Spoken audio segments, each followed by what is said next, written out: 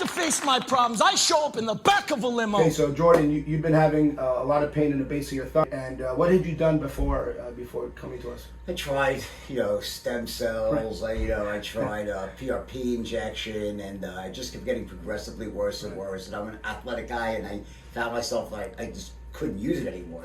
How's the pain now? I don't have any pain. I didn't even use pain meds. I used Advil and Tylenol right after the surgery. That's our cocktail. I researched it because I waited. You're the top guy here in Florida. My mom thinks so, but yeah. No, you are. I tried the stem cells, but at the end of the day, you have like something structural like this, just. Exactly, structural. That's what we have. Yeah. Stem cells will not bring back cartilage. So, disclaimer. I mean, it does help. We do some things with stem cells. I mean, look, it requires a smart patient, educated patient to understand what the options are. You can shake your hand. Okay.